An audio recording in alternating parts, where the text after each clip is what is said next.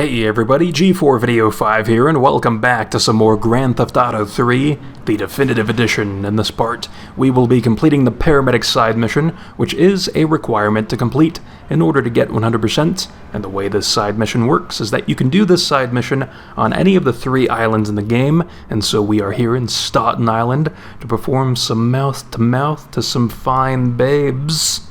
And by fine babes, I mean bleeding out pedestrians that will be spawning in over the course of these levels that we need to complete. And there are going to be 12 total levels that we need to complete consecutively in order to pass fully this side mission.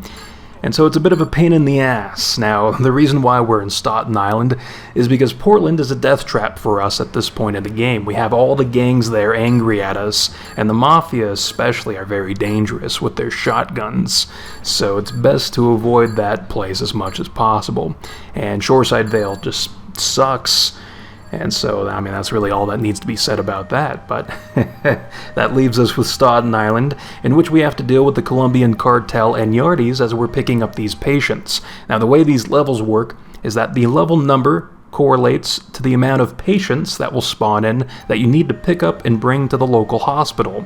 And so for level 1, you have 1 patient, level 2, 2 patients, level 3, 3 patients, all the way up until level 12, where you have 12 patients, which is what you're seeing right here. And so I'm trying to be as strategic as possible when picking up these patients because the ambulance is a 4-door vehicle. Claude occupies 1 seat, leaving us with 3 empty seats, meaning that we're going to have to make a minimum of 4 trips back to the hospital. So I'm trying to divvy up these patients as best as possible to optimize my mileage out of this ambulance and to hopefully avoid gang territories as much as possible.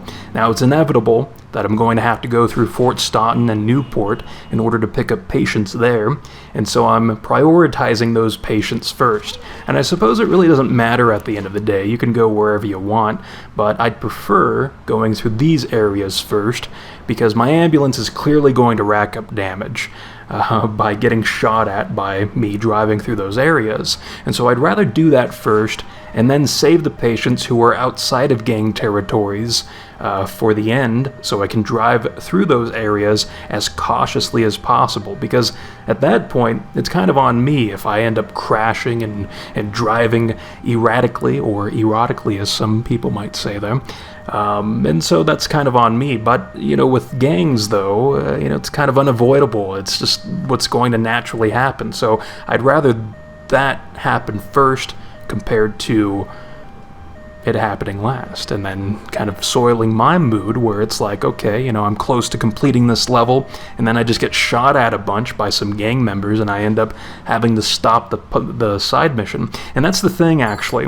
With this side mission, if you stop for whatever reason, like let's say you're on level 10, and you end up running over a patient, or maybe your ambulance catches on fire because you take a bit too much damage, then if you do that, or if you end up leaving the ambulance, then the side mission just stops right then and there, and then the next time you activate doing the side mission, you have to start back at level 1. So it's quite a process here, and it took me a few more attempts than I'd like to admit to complete this thing, but we finally got it done, and I'm referring back to my map, my in-game map, quite a bit over the course of this, because, it's a really handy tool that we have available to us. Back in the original version of this game for the PlayStation 2, there was no in-game map, and so it really sucked because you'd kind of have to fill out certain areas. Like, you'd have to drive a little bit into Fort Staunton just to check to see if there were any patient markers on the mini-map in those areas, and so you'd kind of risk getting shot at the edges of those gang territories. So thankfully here, there's an in-game map, and thankfully, it seems that the AI drivers can run over these patients and you'll be just fine. So that really took me by surprise when I first saw that. But with that being said, though, we're kind of reaching the tail end of my commentary because there's only so much I can really say about this whole process. But I'll continue letting the gameplay play out Speaking of gameplay, I am using these sirens because they are a bit more useful than I've ever given them credit for. I really find them very helpful in this particular attempt of doing this. And, I don't know, it's really nice parting the seas at times with the traffic, and that's the thing that I love about Staten Island, actually, is that these roads are really wide, pretty much everywhere across the island, and so it's really easy to part the seas without the vehicles kind of getting stuck on light posts. Well, as I drive through a pretty narrow area, but it's like for the most part, traffic gets the hell on out of your way when you activate these sirens when you're on those larger stretches of road, or I should say wider stretches of road. So that's something I really enjoy about Staten Island. But anyway, I should point out what the rewards are. In that, for rescuing 43 non-consecutive patients, you get a health pickup delivered to each of your safe houses. For rescuing 78 non-consecutive patients, you get an adrenaline pickup delivered to each of your safe houses. And for completing all 12 levels of the Paramedic side mission, you're given infinite sprint, which is especially useful in this version of the game because the old sprint manipulation mechanic of days past there no longer really works here, because what you could do in the past is just tap the sprint button in kind of a melodic fashion, and Claude would just kind of continuously sprint forever. So in a way, it's like you'd have an infinite sprint without actually having infinite sprint unlocked.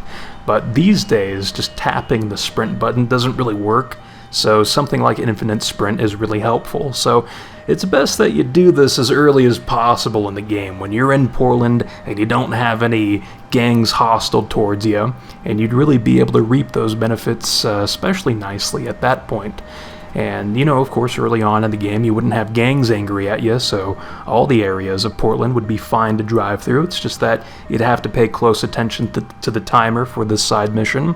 And you'd also have to pay attention to your ambulance's health, which it seems that in between each level, the ambulance restores a bit of health. So that's pretty nice because, in my case, I'm driving through Fort Staunton quite a bit through these various levels that we need to complete. And so it's a real pain in the ass with the Colombian cartel with their Uzis and pistols constantly getting shots off onto me. So I'm quite thankful for that.